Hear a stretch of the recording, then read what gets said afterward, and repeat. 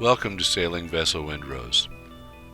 Today we'll take a trip down the Malecon in La Paz, Mexico.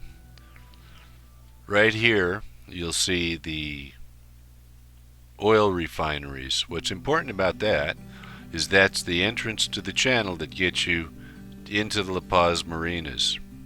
Over here is Marina Palmera. That's not where we're at. That is on the east side of the bay, approximately 3 miles down the Malecon from where our boat is parked. Where we are at, if you follow the bay here and you go past all of these yellow, red, and green buoys down the channel, and you follow it all the way along, all the way down the Malecon over to this little spit of land right here, well, that's where we are parked. That little spit of land has a hotel on it, and they run a panga out from our marina. I don't know if you can get there by car, but the marina goes out there with the pangas probably 100 times a day. And we are right there. If you look closely, you'll see one little spire sticking out right about here. Now that spire is the mast of a 110-foot catamaran. I wish I could say it was mine, but it's not. We're parked just in front of it. And by the way, those buildings are 6 stories tall, so you can tell how tall that catamaran is. The Malecon is Mexico's idea of a boardwalk. It's about 25 foot wide, and like I said, it runs about 3.5 miles all the way out to our marina. It's very well kept, it's very clean, the concrete work is excellent, and so is the art along the way. While not really a part of the Malecon, right on the roadway here in the eastern end is something that you see all over Mexico. This is a shrine. Apparently, somewhere along the line there was a traffic accident here, and sadly somebody was killed. If you follow these down Highway 1, you'll find that there's more of these shrines than there are cars coming the other direction. The first stop here at the eastern end of the Malecon is something I don't really understand. Apparently it's some sort of warm-up place to play and get your stretch on before you make the walk.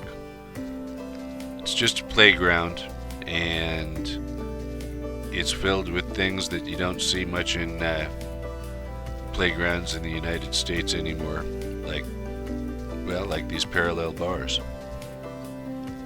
Just adjacent to it, there's a garden and a fountain. Now, if you look real carefully at this fountain, there's a windmill right next to it. This windmill actually powers the fountain. They have it turned off right now because the winds are about 25 knots, so apparently it just can't keep up. If you step back out onto the main walkway, you'll see one of the other strange features. They put this little bridge here right alongside the walkway. Doesn't go anywhere. Just goes on to the other side of the Malecon, and I guess it's just there for an interesting feature. Walking further down the pathway, you'll find statues every 1/8 of a mile to 1/4 of a mile. Here's something interesting right across the street. If you look closely at that sign right there, it says 8 beers for 78 pesos, and at a little over 20 pesos to the dollar gives you an idea of what your money can buy here. Also here on the east end of the Malecon, you'll find the launch ramp for the fishing fleet and the pangas. There's also a little spit of rocky outcropping there that the birds are using to keep out of the wind. Like I said, it's blowing about 25 knots and the yellow flag is up. If you look at the sign, and you can read Spanish, it tells you what the yellow flag means. Blue up at the top means it's good sailing weather. Yellow means that the port is open, but they don't recommend you being out. Earlier this morning it was blue and yellow, which means that the port is closed, and if you get all the way down to the red flag, it means you have to be an idiot to be out on the water. At least that's what it says if my Spanish is any good.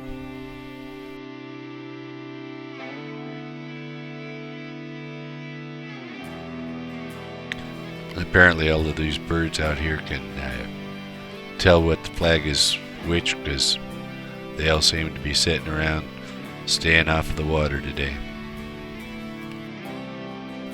One of the first statues you come upon is this one of a diver. There's a lot of diving that goes on in La Paz. In fact, we had one out this morning who spent about 3 hours under our boat cleaning the bottom in preparation for our trip over to Mazatlan.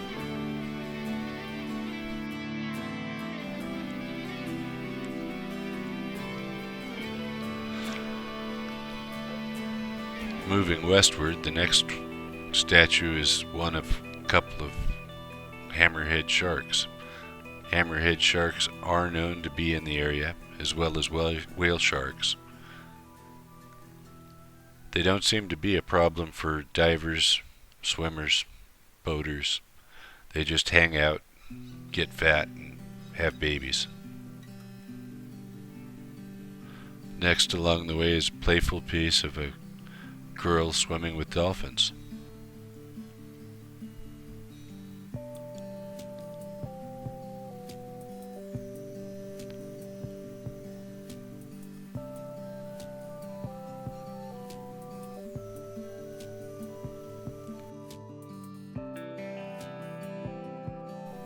Right across the way, there's all kinds of restaurants and shops.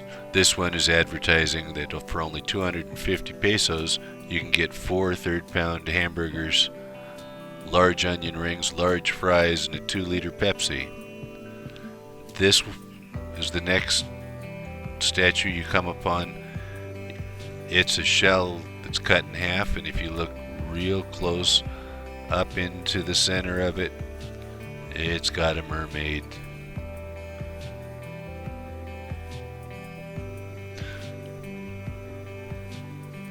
This next statue is named La Paloma.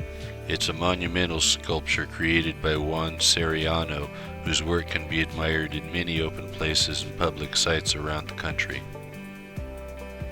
Just a few yards to the west, you come along Kiosk del Malecon.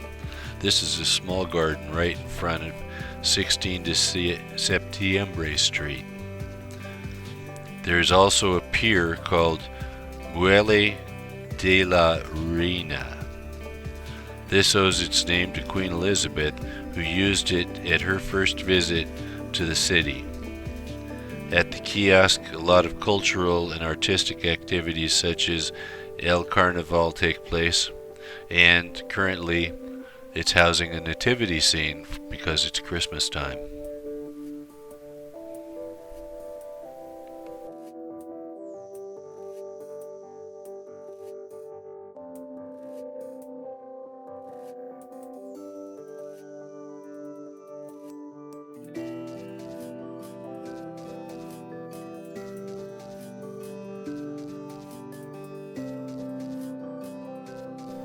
This is just one of the nativity scenes that we've found all over La Paz. They're in front of all of the government buildings, schools, parks. They seem to be everywhere. You can tell we're not in the USA anymore. Just across from the Kiosk de Malecon is the Museo de Ballina. This is a museum that features all of the native fish life, plant life that can be found here in La Paz. This is about 120 feet of whale. They keep this outside because apparently it was too big to fit into the building.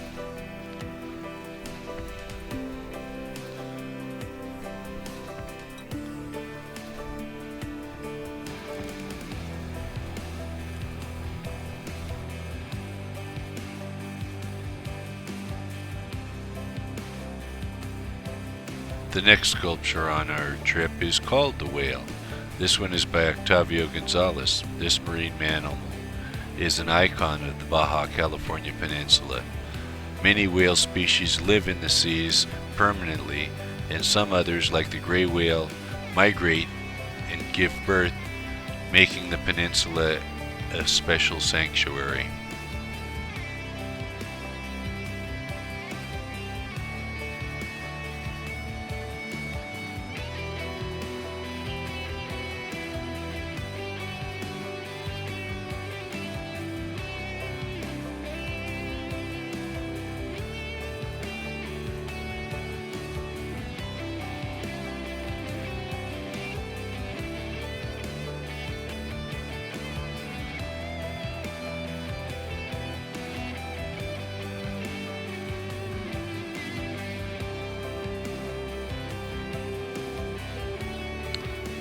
Continuing westward, the next place you come to is La Paz Puerto de Illusion.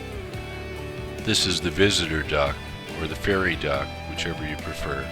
It's also where you start to see the sailboats that are anchored out and the beaches where they drive their dinghies up onto. Apparently, it's rather safe to anchor out and dinghy to shore. We've been here about a month and nobody's complained of having their dinghy stolen.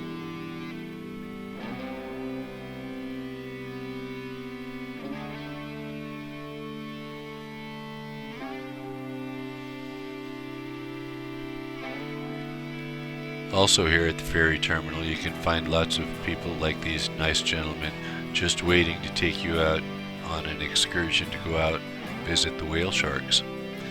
Whale sharks are not dangerous sharks. In fact, their teeth more resemble hair and they strain plankton through them thousands and thousands of gallons at a time.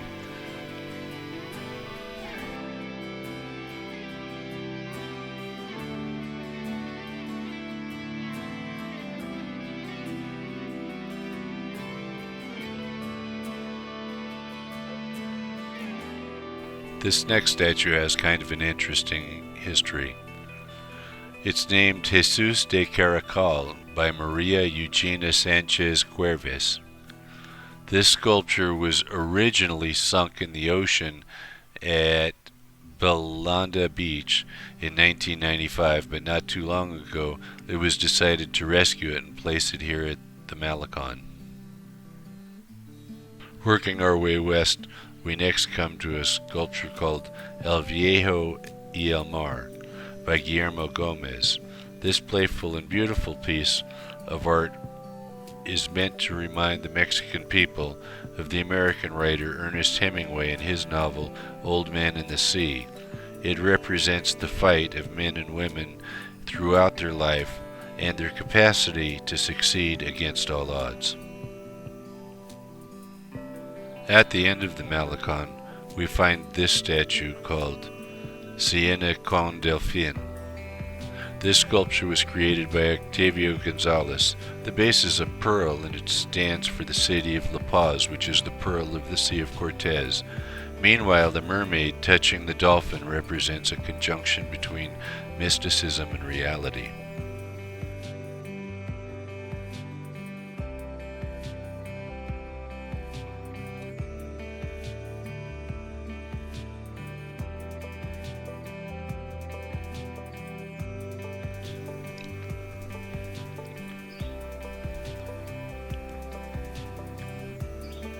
And the newest and westernmost sculpture on the tour is a shark's tooth. That pretty much completes what you'll find on the Malecon itself. But we're almost to my marina, so maybe we ought to take a short trip through there.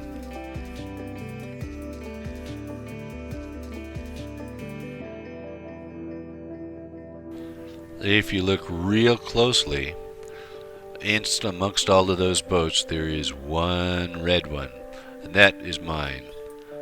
It's known as Boca Roja in all of Mexico because since we left San Diego, we haven't seen another red boat anywhere.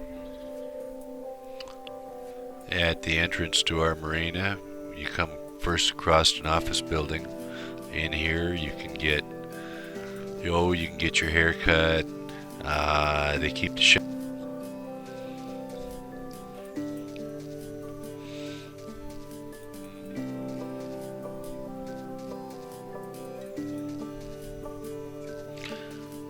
Oh, here's the parking lot. This is my dog Claire's favorite place in the whole marina. Every morning she makes me take her up here and she explores it because I let her off the leash. Right here, they're putting in a new fish-oriented restaurant. It wasn't here at all at Thanksgiving when we got here. Now it's almost finished. There's the Marina Office and the Vista Corral sales office.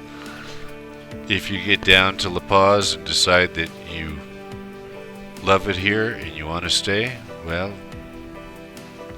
they'll move you right on into this pink condominium complex. It's got a marina view. There's a restaurant right at the bottom. Well, there's actually about 4 restaurants.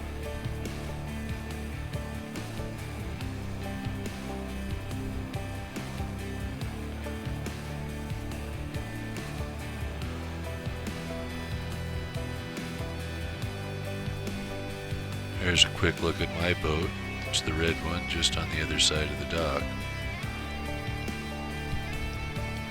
And this is about $3 million worth of catamaran. This is 110 feet. It's a little over 35 feet wide, and it'll dwarf a 6-story condominium complex.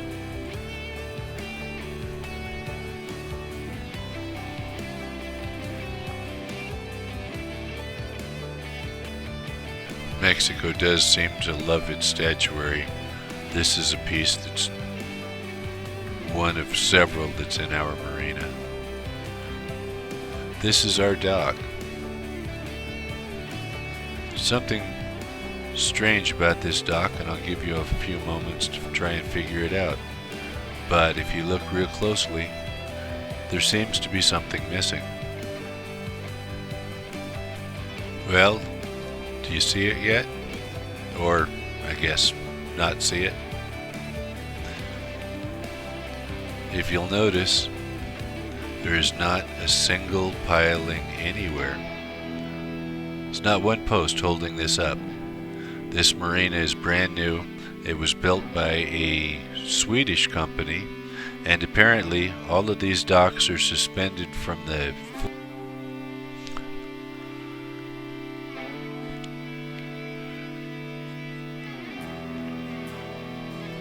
Well, looks like I'm just about back to my boat. I'd like to thank you all for coming along with me and enjoying this little tour. Please tell your friends to subscribe yourself. I need all the subscribers I can get right now. It also helps if you like and you share.